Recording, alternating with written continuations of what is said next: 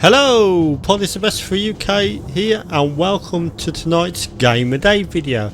Every day, September 2019, a different Super Nintendo game, 6 PM on my UK channel. So this is Starfox, or Starwing as it was known in the UK, but it was known as Starfox everywhere else. So yep, so this is Starwing on the Super Nintendo. So let's have a look at this one right now. So this is 1993 Nintendo. This game uses a Super FX chip, the first revision of it. You've got a training mode, which is just a simple fly through the hoops. And yep, so you can go on to the game. So you've got 3 paths you can choose on the map. You can choose level 1, level 2 and level 3. Of course level 1 is the easiest, and it shows you the path you're going to be. So you're going to go for current area no matter which point you choose, and you're going to go to the asteroid belt, space, Armada, meteor, and then on to Venom. If you go to level 2, you're going to go from Corneria to Sector X to Titania, Sector Y and Venom. And if you go for path 3 or level 3, you're going to go from Corneria to Asteroid Belt again, which is a much harder one, to Fortuna, Sector Z, Macbeth and Venom. But these also have different discrepancies along the way. You can actually jump paths to different worlds and stuff via different secrets in the game. So let's have a look at this one. So at the start of each level you get a mission briefing. So it says Corneria, the base. Starfox team, our last resort is to counter attack to Venom. Good luck. Good luck. So there's a fair amount of little speech snippets in the game. At the start you'll see a nice little scramble sequence showing off what we are going to enjoy right here, a Super FX masterpiece.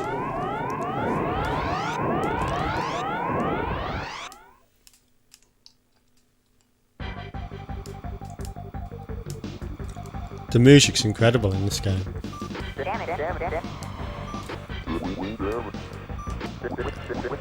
So basically you are flying as Fox McCloud, and you start off in this R-Wing. You've got some teammates with you as well. As you can see, that's Toad or Slippy in front of me going through the tunnels. He's boasting about his flying skills right here. You can go through these tunnels. If you go through all of them like I did, you can have this twin blaster, as it just rightly said. Now for 1993, this is quite a technological marvel on a home system. The game is supported by what they call the Super FX chip, which is actually an enhanced addition to the supporting Snes hardware that is located inside the cartridge itself. I would imagine, I don't know for sure, I'm guessing now, that this game would have been more expensive than other games because of the Super FX chip actually on the cartridge itself rather than in the Super Nintendo. I mean, this sort of polygon technology was quite new at the time, and it was quite hard to get them running at a decent speed without custom chips, and that's what this Super FX chip is doing. Later games had Super FX version 2, which really pushed the limits. So it's quite a novel idea to add supporting hardware inside the cartridge itself. That it was almost like plugging in, say, a more advanced graphics card in a PC. You could add additional hardware that wasn't present on the Super Nintendo. That's quite a novel, cool thing about cartridges. You could communicate with the processor and the system bus with additional hardware. So yeah, this game is basically, well, it's a space shooter, and it's pretty good, to be honest. It's got really good playability. You'll notice that the players that you're flying with talk in their own language. There is a reason for that, because I think that was limited space on the cartridge to make it into speech. So what they did was they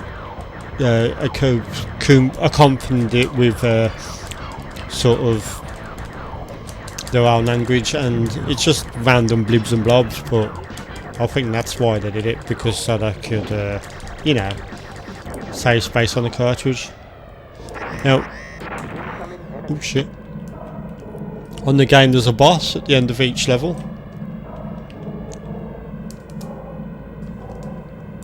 You'll see that the music changes into a dramatic scene to reflect it. Yeah, the music's superb on this.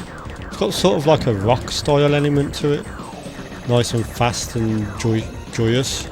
Here we go. So you can shoot the bombs as well if you want. That does a massive explosion. And you can see the technical marvel of the game. You can see that massive 3D polygon base structures fall down, which is quite good for 1993 on a home console, to be honest. See how it bounces and like flies away, and the game will slow down, but it just feels fluid and stuff. It's really good. It's that Super FX chip. It's a marvel, to be honest. Whoa! See the big explosion.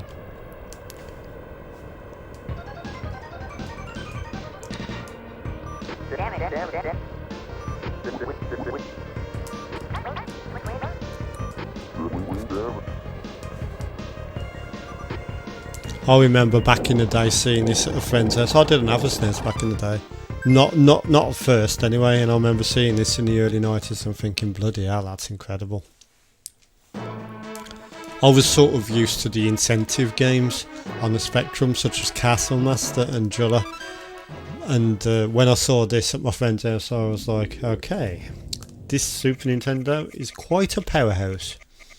I was just in awe, to be honest. It was very expensive as well at the time. I'm sure the Snes was about 300 quid back then in today's money. So we're on to the asteroid belt, and you can just feel the sense of atmosphere and that you're actually flying through space. It's just really well made. It hasn't even aged that badly, to be honest, in my opinion. That cosmos in the background is actually just a drawn on picture, but it sort of scrolls with the 3D effect, which makes it look good still. As you can see, it automatically puts you on a more of an internal view on this level. You can actually go back to the outside view as well, which is kind of unique for the time, where you can change views. You can bank left, you can bank right with the shoulder buttons. You can do a barrel roll, as I like to call it. I do actually prefer on these space levels that said view that it tried to do at the start. It just seems more fun this way, and it just feels like you're flying a spaceship more. These are all sprites going past right now, but for 1993 it looks bloody incredible. The music is a masterpiece. It really, without the music this game wouldn't be half the game it is.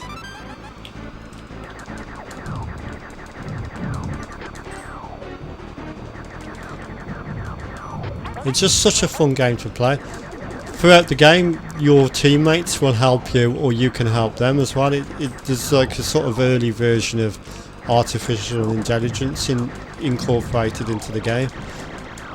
Really good, to be honest. What they did with them flat shaded polygons was quite nothing short of amazing. Well programmed, to be honest.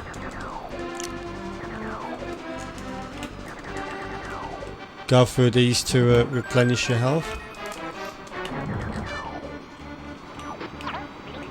See, he's being chased now by someone. If I shoot him, he thanks me for my help. So this bit, you can see the real power of it. It's really showing off what this Super Nintendo can do. Look at that. Might not look like much today, but wow, something short of incredible at the time. I do remember distinctively seeing this for the first time. I'm gobsmacked at the time, to be honest. I mean, this in 1993. on your home console. Watch out for this bit. You've got to shoot the most of the time with the bosses you just have to shoot the flashing bits. You can see at the top right there's an enemy bar.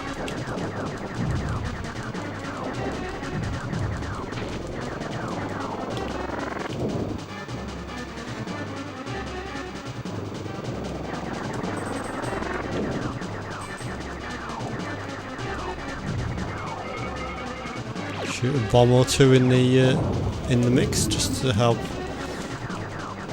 assist. The spectacular explosion, and we are on our way. Mission briefing at the end of the missions, just make sure everyone's okay. You'll see that they've all got shield bars as well, so it is possible for your teammates to be destroyed.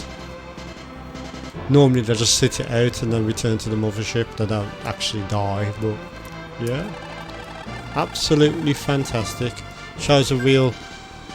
It sort of like adds to like a teamwork sort of thing in a game, which is quite unheard of in the early 90s.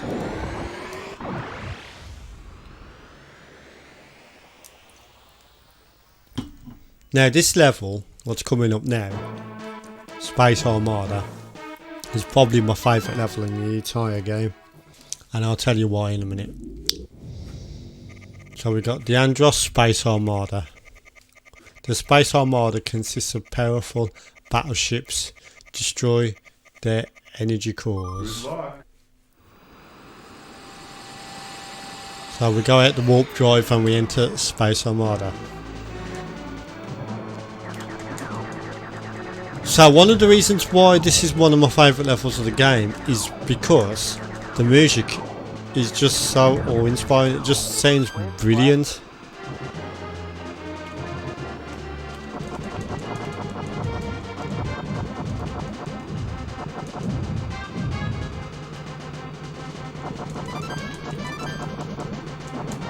Now another reason why I like this level is because this is the first level you get to go through narrow corridors, and it sort of like adds to the dimension of the variety of the game. I'll show you in a minute when it happens.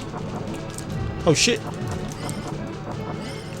You can see all this stuff going in, all in 3D, all on that limited Snes system. That's why that's where the Super FX chip is really coming into play.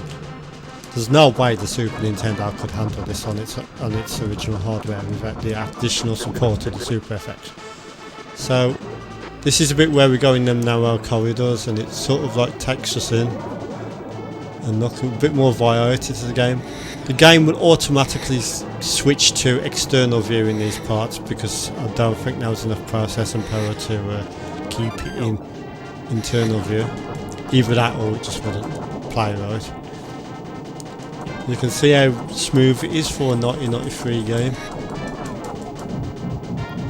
It will slow down, and it does slow down compared to today's standards. The frames per second is quite low at times, but in 1993 this would have been considered very fast indeed.